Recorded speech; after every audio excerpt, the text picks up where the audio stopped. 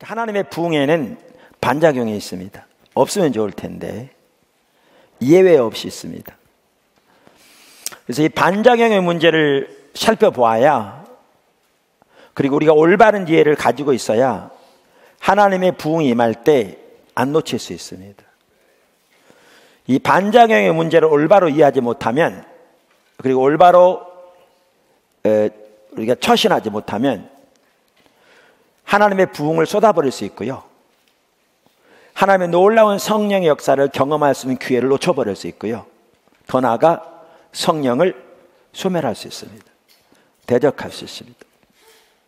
그래서 이 부분을 살펴보는 게 매우 중요합니다. 첫째, 하나님의 부흥에는 항상 반작용이 있습니다.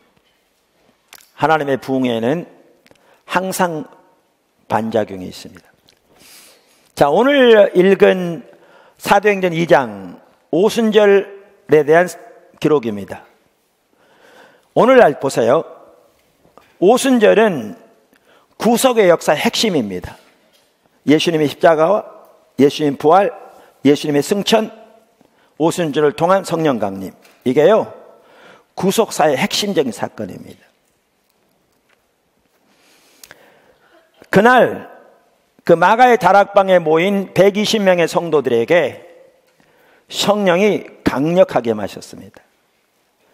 그게 요엘서 2장 등을 포함해서 성경에 예언된 내용이 성취됐을 뿐만 아니라 예수님이 승천하시면서 약속하신 그대로 일어난 겁니다. 약속의 성취입니다.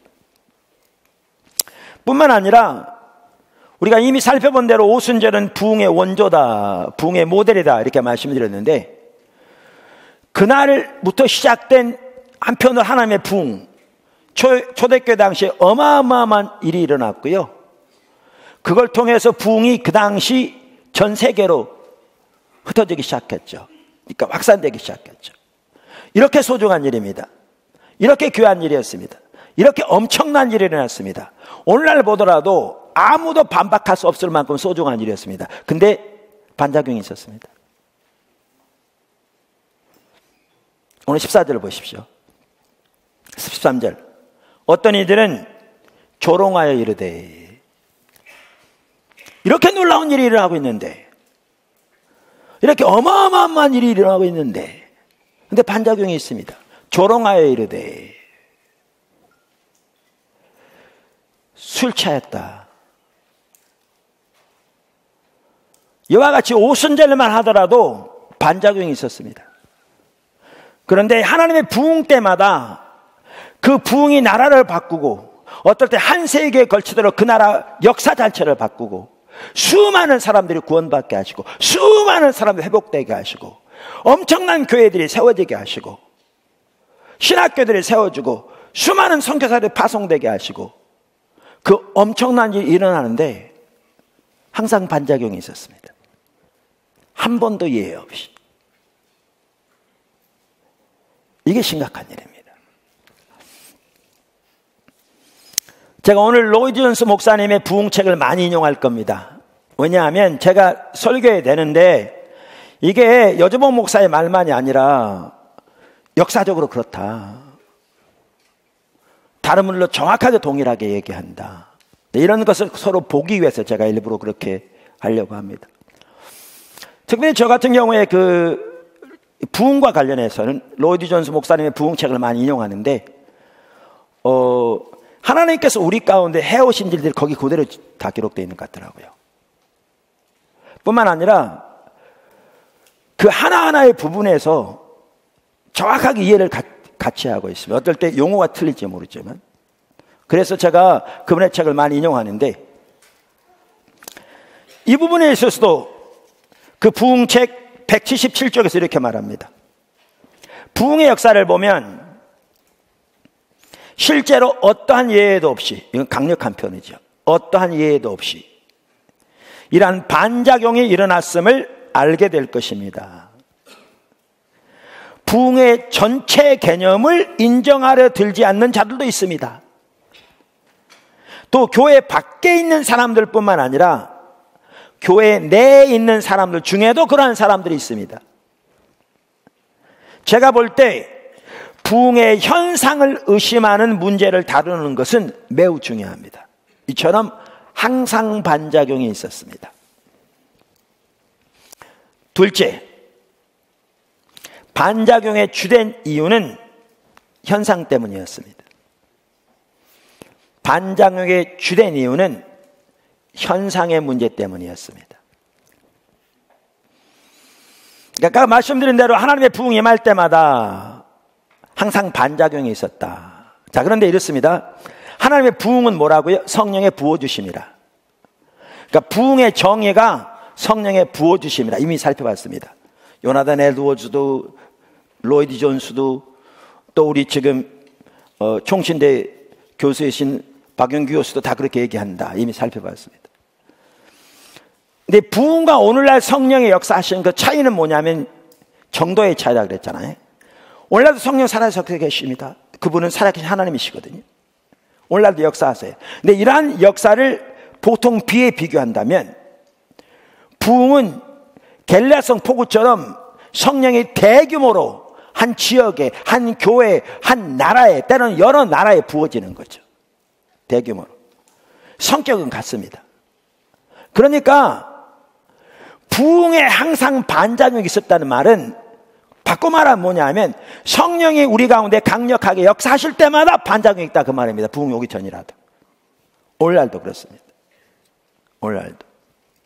그런데 부흥에 대한 반작용이 있는 가장 주된 이유가 뭐냐면 현상의 문제 때문에 그렇습니다. 현상의 문제 때문에. 그러니까 성령이 우리 가운데 역사하실 때마다 나타나는 반작용의 주된 이유가 뭐냐면 현상의 문제 때문에 그렇습니다. 현상의 문제 때문에.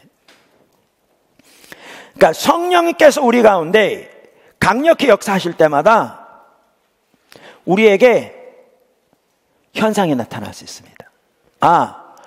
모든 부흥에서 한 번도 빠짐없이 다 현상이 나타난 건 아니었습니다. 항상 반작용이 있었습니다. 한 번도 예외 없이. 그러나 모든 부흥에 다 현상의 문제가 있었던 것은 아니었습니다. 그런데 대부분의 부흥에서는 현상의 문제가 있었습니다. 대부분의 부흥에서는 현상의 문제가 있었습니다. 자, 오늘 오순절 사건도 마찬가지입니다. 여기 보시면 그들이 방언했다 그랬잖아요. 근데 이 방언은 어떤 종류의 방언이었냐면 실제로 방언했는데 듣는 사람들이 그렇게 들었는지 아니면 이들이 그렇게 말을 했는지는 알 길이 없습니다. 알 길이 없습니다. 해석에 따라 학자들이 여러 가지 하는데 근데 어떤 종류의 방언이었냐면 최소한 듣는 사람 입장에서는 전혀 외국어를 배우지 않은 그들이 유창한 말로 자기들의 말을 나라 말을 하는 겁니다. 여러 나라에 흩어져 있는 지금 디아스포라 유대인들이 모여 있는데 그런데 비방하는 자들이 뭐라고 그러냐면 술 취했다고 비방한 겁니다. 자, 여러분, 여기 보십시오. 여기 신갈에 초등학교도 안 나온 어떤 분들이 있습니다. 사람들이 이만큼 많은 분들인데 이분들이 갑자기 어느 날 어떤 사람이 영어를 유창하게 하고 전혀 배우지도 않았는데 어떤 사람은 독일어를 유창하게 하고 일본어, 중국어를 유창하게 합니다. 어떤 사람은 러시아어를 유창하게 하고 그럼 옆에 보는 사람이 술 취했다 그럽니까?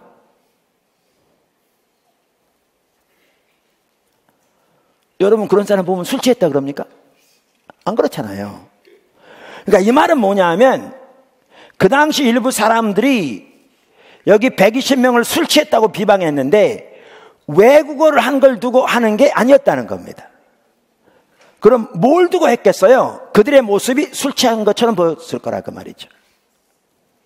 그러니까 성령이 우리에게 강력하게 임하실 때 부흥 때도 그런 일이 일어나는데 어떨 때는 흔히 사람들이 황홀경이라고 말하는 구약의 선지자들이 그런 일이 있었고 그런 상태에 들어갈 수 있는 거죠. 어쩌면 그 120명이 성경에는 안 써있지만 그런 상태에 있었던 것 같아요. 왜냐하면 비방하는 사람들 그들을 보고 술 취했다고 그랬거든요.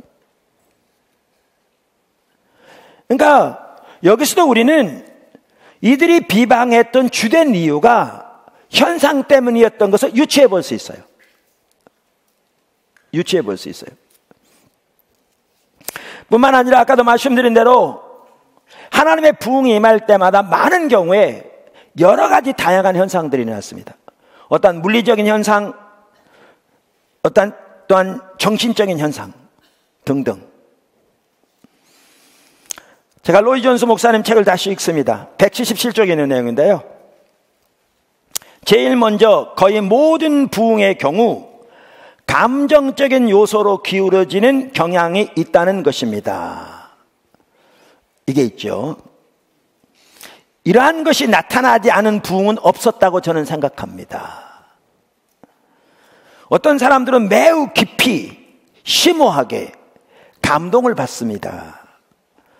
때로 어떤 이들은 부흥 기간 동안 매우 흥분하는 모습을 보이기도 합니다. 이제 이런 게 비방의 이유가 되기도 하죠. 그러면 저 이렇게 나갑니다. 그러나 다른 현상들도 있습니다. 일반적으로 가장 비평의 대상이 되곤 하는 것들이 바로 그것입니다. 바로 현상의 문제라는 거죠. 비판의 대상이 되는 게. 제가 말씀드린 현상이란 많은 사람들이 각성하고 회심하며 교회에 속한 수많은 사람들이 깨우침과 소생함을 받는다는 사실 이외에 일어나는 일들을 뜻합니다. 그런 걸 비방한 게 아니라는 거죠. 많은 사람들이 예수 믿고 많은 사람들이 변화되고 많은 사람들의 삶이 회복되는 걸 말하는 게 아니라는 거죠. 오늘날도 그것 때문에 말하지 않습니다. 그게 아니라는 거죠. 그럼 뭐냐? 제가 언급하고 있는 현상은 그러한 회심과 각성에 덧붙여서 일어나는 일들을 뜻합니다. 요것만 일어나면 좋은데 요거와 덧붙여서 일어나는 일들이 있다는 거죠. 부흥 때마다 이런 일들이 많이 일어났다는 겁니다. 이것 때문에 비판을 받는 거죠. 이것 때문에. 그럼 어떤 일들이 일어나는가? 이렇게 말하죠. 이러한 부가적인 현상의 문제는 매우 중요하고 매우 매혹적인 것이기도 합니다. 저는 이 점을 분명히 해두고 싶습니다. 이러한 현상들이 부흥이 일어날 때마다 언제나 나타난 것은 아닙니다. 100년 전에 일어났던 한 부흥에서 매우 흥미로운 사실을 하나 들어봅시다. 예를 그러면서 저는 거듭해서 이 부흥이 미국과 북아일랜드와 웨일즈와 스코틀랜드 그리고 다른 여러 나라에서도 어느 정도 체험되었음을 상기시켜 드렸습니다.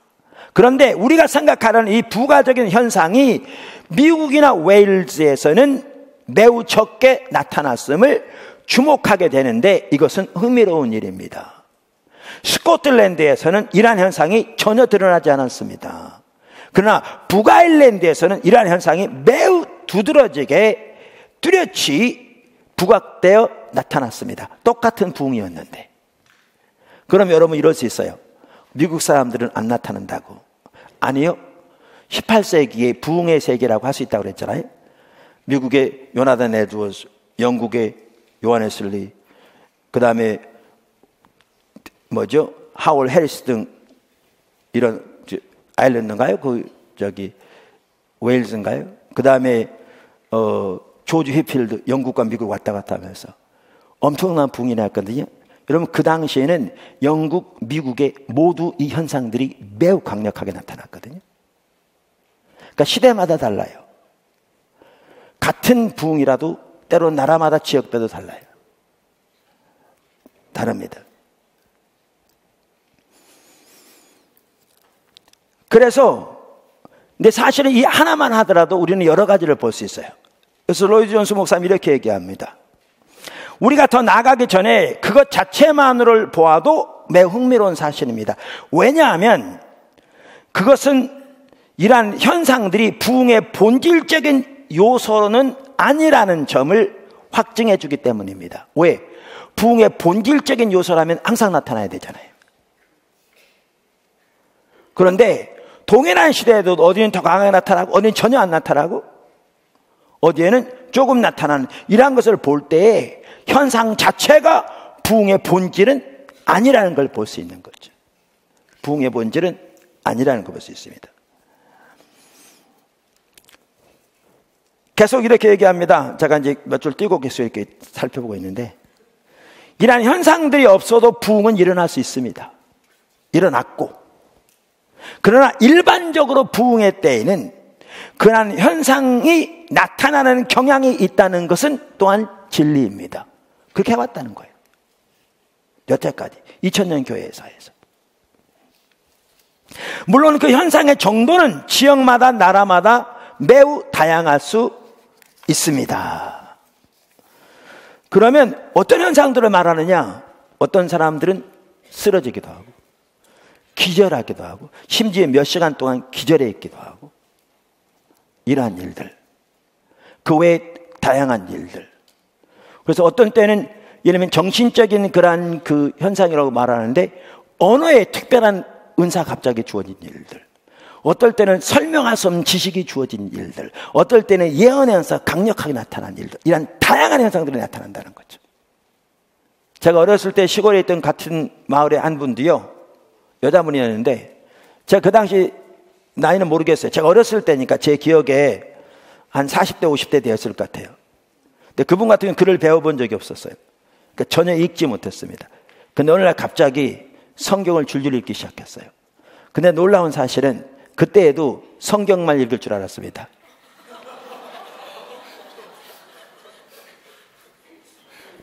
다른 어떤 책이나 신문을 전혀 읽지 못했습니다. 성경만 읽었습니다.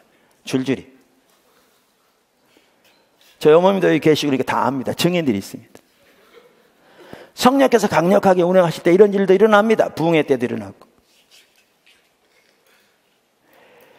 여러 능력들, 즉 분별의 은사, 이해의 은사, 계획의 은사 등등이 주어졌습니다. 얼마 동안 이러한 정신적인 놀라운 능력들이 분명히 사람들에게 주어졌습니다. 지금 뭘 말하려고 하느냐?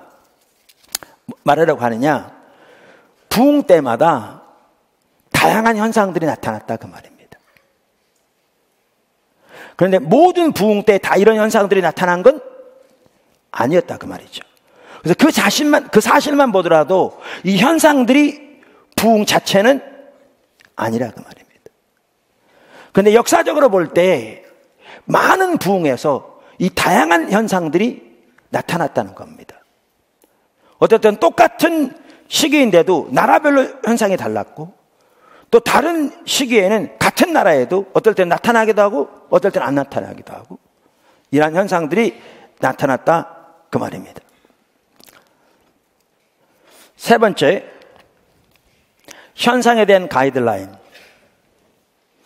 말씀드린 대로 현상의 문제를 잘 다루는 것이 매우 중요하다 이렇게 말씀드렸습니다. 왜냐하면 현상의 문제로 인해서 부흥 전체를 쏟아부을 수 있기 때문에 그렇습니다. 그리고 성령을 소멸할 수 있기 때문에 그렇습니다. 그리고 이것은 부흥 때뿐만 아니라 오늘날도 마찬가지다 이렇게 말씀드렸습니다.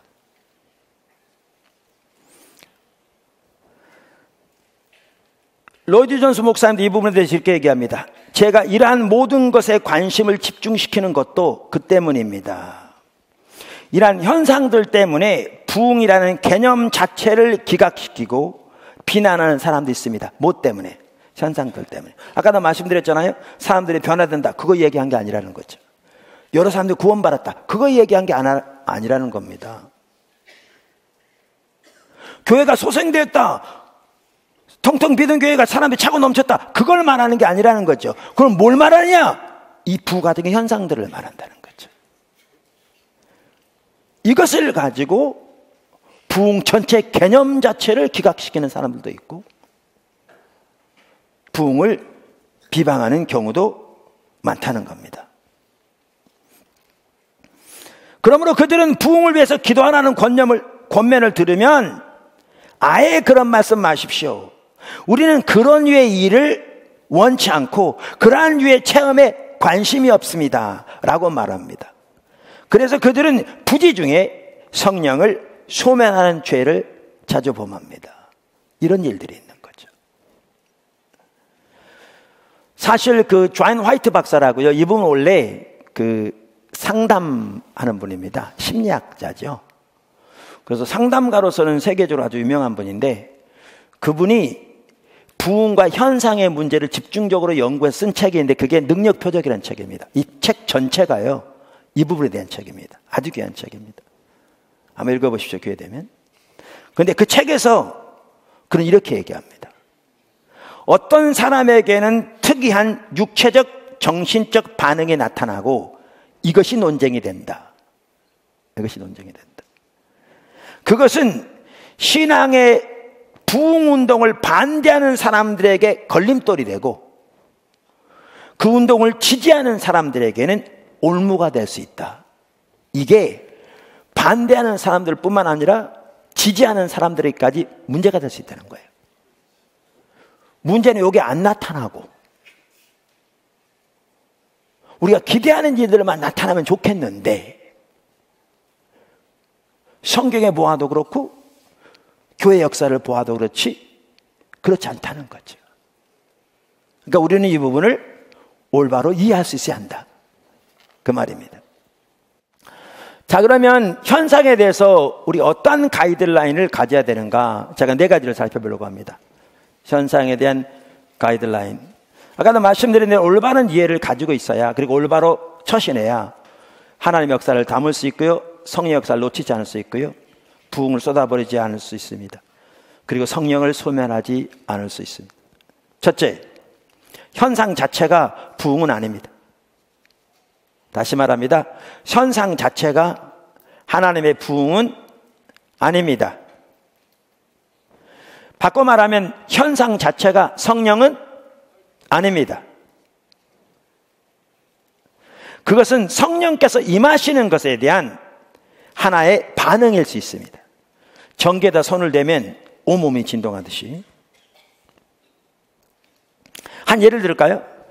어떤 상처가 심한 사람에게 성령께서 임하셔서 그 사람의 상처를 치유하신다고 생각해 보십시다. 하나님께서 우리의 상처를 치유하시려면요, 우리가 상처를 받은 그 자리로 데리고 가십니다. 그리고 그 당했던 상황을 그대로 생각나게 하시면서 하나님의 관점에서 그것을 보게 하십니다.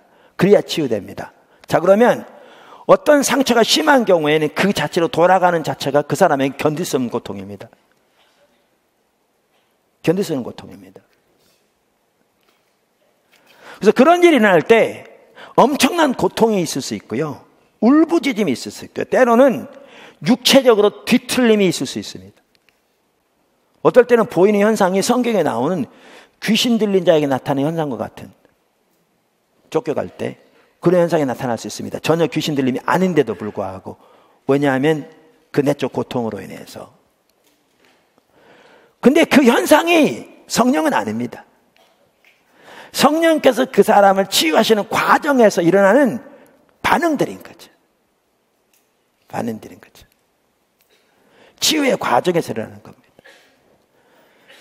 보도나무교 산부인과 의사 선생님도 계십니다만은, 지난주에도 우리 한 명이 또 태어났다고 오늘 광고도 나왔습니다만은, 산부인과 가시면 소리를 지르고 피가 튀기고 주변이 어수선합니다. 옆에 있는 사람이 머리카락을 잡아당기기도 하고 난리가 나죠. 근데 아이가 태어나면 모든 것이 평안합니다. 그런 과정에서 이런 현상들이 나타날 수 있습니다. 때로는. 예를 들면, 근데 성령께서 임하실 때 그런 반응이 나타날 수 있고요, 현상이 전혀 안 나타날 수도 있습니다. 하나님 부흥 때도 그랬습니다. 그러니까 현상이 안 나타나고도 성령께서 강력하게 역사하실 수 있습니다. 나타난 것보다 훨씬 더 역사하실 수 있습니다.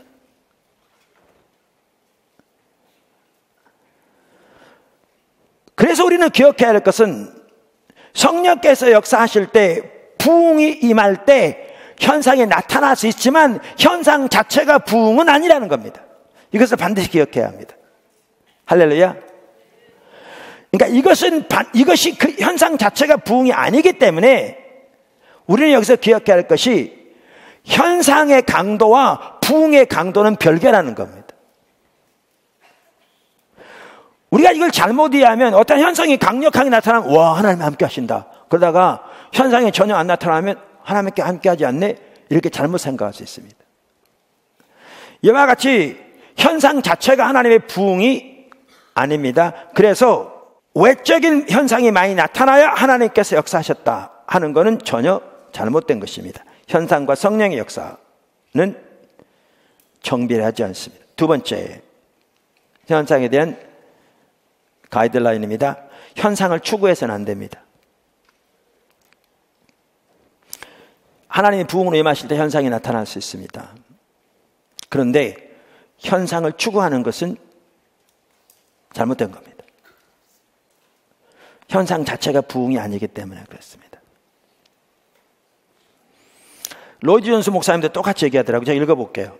더 나아가 그 현상들 자체가 중요한 것이 아님을 기억해야 합니다.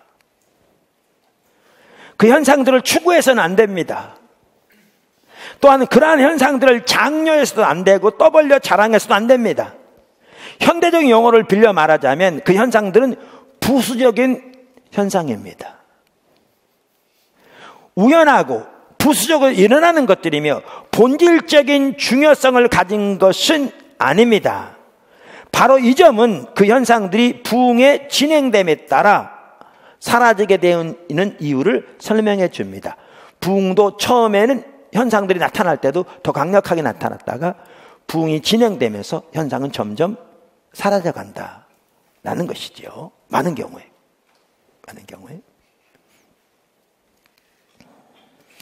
뿐만 아니라 그 현상들은 대부분의 경우는 성령으로 인한 것이지만 때로는 전혀 성령으로 인한 것이 아닐 수도 있습니다. 우리의 생각에서 나온 것일 수 있고요. 심지어 마귀로 인한 것일 수도 있습니다. 근데 여기에 조심해야 합니다. 어떤 사람은 현상이 나타날 때 그래서 마귀가 있으면 어떡하나 두려워서 현상 자체에 대한 두려움을 가질 수 있는데 그 말이 아닙니다. 대부분의 경우에는 성령의 능력으로 인한 것이라고 보는 게 옳습니다. 에드워즈 목사님도 그렇게 보았고 로이드 존스 목사님도 그렇고 당연히 성경에 나오는 내용들을 보아도 그렇고 저도 그렇게 봅니다. 그런데 그리고 하나님이 역사하실 때 마귀가 쑥 들어와서 역사할 수 없습니다. 문제는 뭐냐면 우리가 옳지 못한 태도와 자세와 가치를 가지고 있을 때 그걸 틈타서 방해할 수 있는 거죠. 그래서 우리가 올바른 이해를 가진 게 중요합니다. 올바른 이해를 가진 게 중요합니다. 이렇게 말하니까 여러분 거리가 멀게 느껴지죠. 좀 쉽게 설명을 하면 이럴 수도 있습니다. 아까 부흥은 우리가 부흥에 대해 나누고 있는데 오늘날 성령에서도 마찬가지라고 했잖아요.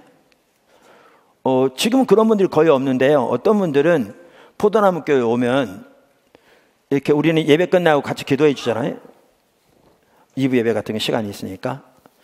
왜냐하면 성도들이 하나님 앞에 사모하고 기도할 때 성경에 병든 자도 장로를 청할 것이요 장로를 그들을 위해서 믿음으로 기도하라고 돼 있고 또한 장로가 아니라도 성경에 보면 성도가 성도를 위해 서로 기도하고 섬기는 것은 신약교회의 아름다운 모습인 거죠. 그게 교회의 지체고 또 은사로 섬기는 거잖아요. 그러니까 서로 같이 기도하고 기도해주고 하는 게 얼마나 아름다운 모습인지 모르죠. 그래서 성령께서 더 강력하게 역사하시고 함께 하시죠. 자, 그런데 그 시간에 어떤 분들은 나올 때 쓰러지려고 아예 준비하고 온 분들이 있어요. 그래서 그냥 그러고 손만 대면 퍽 쓰러집니다. 그래서 쓰러지지 말라고 또 안 쓰러집니다. 어떤 분은 그래도 쓰러집니다. 왜 그런 줄 아십니까?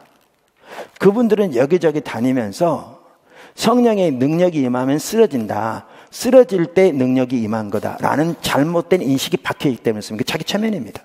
성령에서 상관없습니다. 스스로 속는 겁니다. 초점이 어디에 있기 때문에요? 현상이 있기 때문에. 현상을 추구하지 말라고 그랬는데 초점이 현상에 있기 때문에. 그래서 우리는 현상을 추구해서는 안 됩니다. 할렐루야. 세 번째, 우리는 현상을 두려워해서도 안 됩니다. 이제 이게 또 중요한 부분입니다. 우리 항상 우로나 좌로나 치우치지 말아야 합니다. 그러니까 한쪽 극단으로 치우치지 말아야 합니다. 이게 중요합니다. 그러니까 현상을 추구하지 말아야 합니다. 아까 말한 대로 동시에 현상을 두려워해서도 안 됩니다. 두려워해서도 안 됩니다. 왜냐하면 현상을 두려워하면 성령을 소멸할 수 있습니다. 아까 말씀드린 대로. 그리고 놀라운 하나님의 역사를 놓칠 수 있습니다. 하나님 부흥 때도 그렇지만 오늘날도 마찬가지로 이미 말씀드렸습니다. 우리가 현상의 문제를 살펴보는 주된 이유 중에 하나 바로 이겁니다. 적지 않은 사람들이 현상을 두려워한 나머지 하나님의 놀라운 역사를 놓칠 수 있고요. 하나님의 놀라운 치유의 역사를 놓칠 수도 있고요. 하나님의 놀라운 성령의 능력을 온입해지는 그 기회를 놓칠 수 있습니다. 그래서 우리는 아까 말씀드린 대로 현상이 아니라 하나님께 초점을 맞추고 예수님께 초점을 맞추고 성령님께 초점을 맞추고 그분을 구하고 부흥을 구하고 그분의 능력과 그분의 역사를 우리 가운데 구하고 그분의 통치를 구하는데 주님이 오시면 그분이 오시는 대로 그분을 환영하는 자세로 겸손히 주님 앞에 서야 합니다. 할렐루야. 네 번째, 그럼 어떻게 해야 되냐? 현상은 현상으로 인정하고 성령의 역사를 받아들여야 합니다. 아멘. 현상은 현상으로 인정하고 성령의 역사를 받아들여야 합니다. 예를 들겠습니다. 뭐 자주 들었던 얘기인데 포도나무 교회 초기 때입니다. 그때는 더 현상들이 많이 나타났다고 그랬잖아요. 화요일 한 번은 설교하고 이렇게 같이 기도하는데 기도사역 시간인데 기도사역 시작하자마자 앞에 앉은 분이 그러더라고요. 제가 속으로 뭐라고 그런 줄 아세요? 아이고 또 그런 사람 하나 왔구나. 아까 현상의 문제 다뤘는데 저는 적극적으로 환영하는 스타일이 아니고요. 그 두 부류 중에서 저는 조지 필드 같은 사람이거든요. 안 나타났으면 좋겠다. 왜 이런 게 나타나나. 이런 사람이거든요. 저 같은 경우는. 저는 좀 그런 스타일이에요. 근데 하나님 하신다면 그거야 저는 뭐하죠. 그러니까 저는 이제 반대 입장인데 누가 소리를 지르길래 이제 속으로 야, 또 그런 사람 하나 왔구나 이제 생각한 거죠. 어디 막 쓰러져 이렇게 기도하고 있더라고요. 그래서 제가 내려가서 기도해 줬어요. 근데 나중에 알고 보니까 그분은 그런 분이 아니었어요. 그분은 캐톨릭 신자였어요. 그랬는데 그 간염 걸려가지고 간경화로 넘어가는 과정에 있었어요.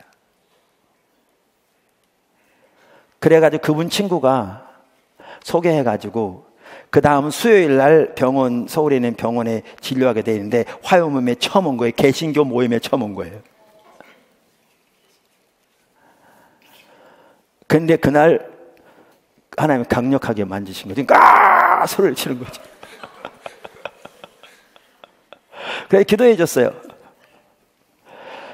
그 다음날 병원에 가서 진찰을 했는데 제가 의사가 아니라 틀리면 나중에 의사 선생님들 계시니까 보더라님께 저한테 조정해 주세요. 근데 제가 듣기로는 그랬어요. 간염에 걸리면 그 독소가 이항원이래요.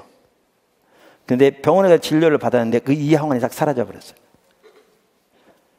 면역은 안 생겼는데. 결국 그게 계기가 돼가지고요. 포도나무교회 오셨고 신학을 하셨고 뭐죠? 여러 가지 과정이 있었지만 안수 받으시고 병 다 치유됐고 지금 태백에서 목회 잘하고 계십니다.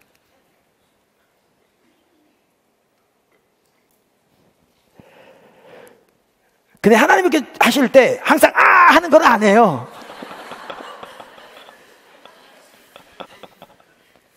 그러니까 전혀 안 하고도 치유될 수 있어요.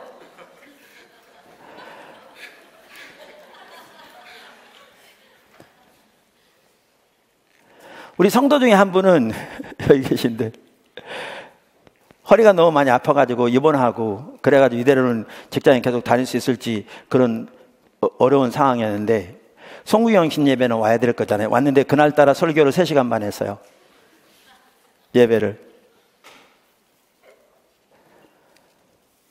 그래가지고 앉아있다가 있는데 제가 설교를 마친 다음에 성령께서 그럼 감동을 주셨어요. 마음속에.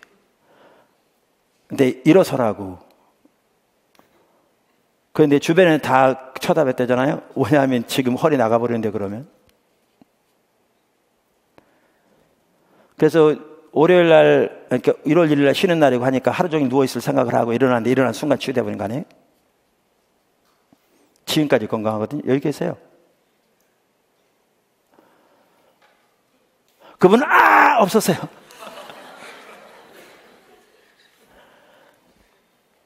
제가 예를 드는 게 뭐냐면 하나님의 부흥이 임할 때 우리가 원하는 것은 사람들이 치유되고 구원받고 변화되고 회복되어지고 죄를 버리고 그 하나님께 삶이 드려지고 이러한 놀라운 역사들을 구한다는 거죠. 근데 이것만 나타나면 좋은데 알 수 없는 이유로 성령께서 강력하게 임하실 때 현상들이 나타날 수 있다는 거예요. 다양한. 항상 나타나는 것도 아니고 나타나야 되는 것도 아닌데 나타나는 경우가 많다는 거예요.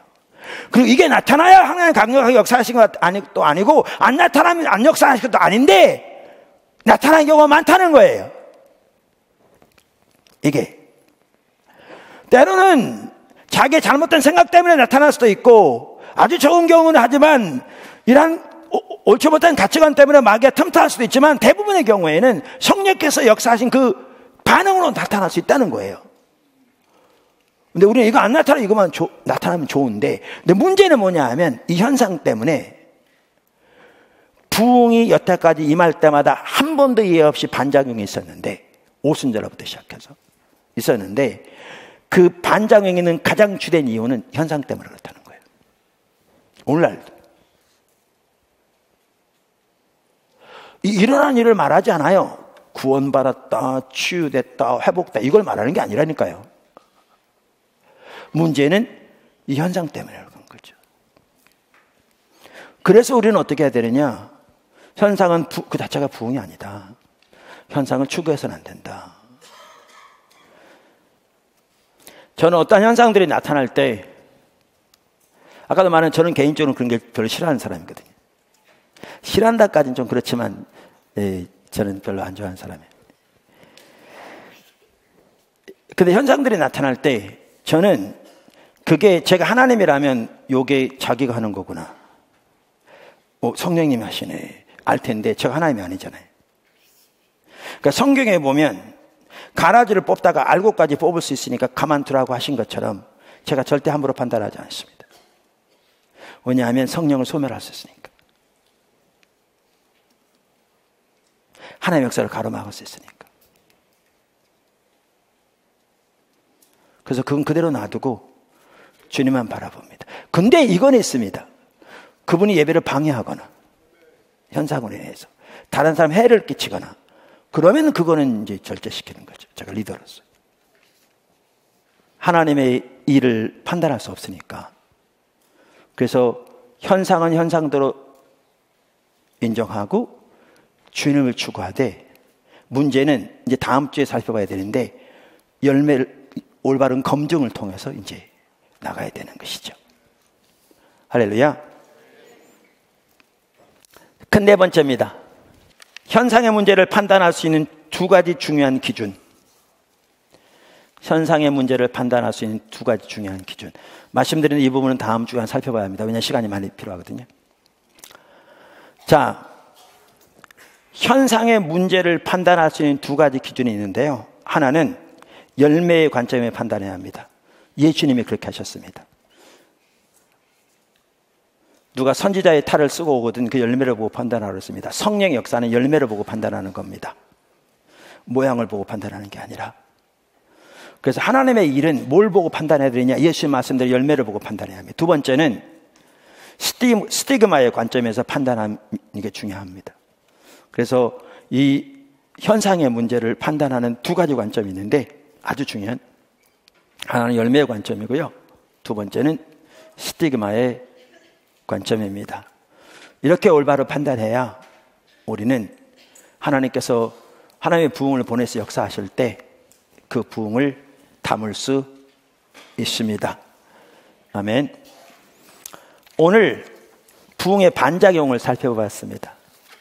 그러니까 부흥은 너무나 사모할 일이고 우리가 열망하는 것인데 부흥은 예외 없이 반작용이 있었습니다. 한 번도 예외 없이. 그리고 많은 경우 부흥의 반작용은 항상 그런 건 아니었지만 많은 경우 현상의 문제 때문이었습니다. 현상의 문제 때문이었습니다. 그래서 우리가 올바로 현상의 문제를 올바로 이해하지 못하면 성령을 소멸할 수 있고 부흥을 쏟아버릴 수 있습니다. 그리고 우리가 하나님의 놀라운 역사를 경험할 기회를 놓칠 수 있습니다.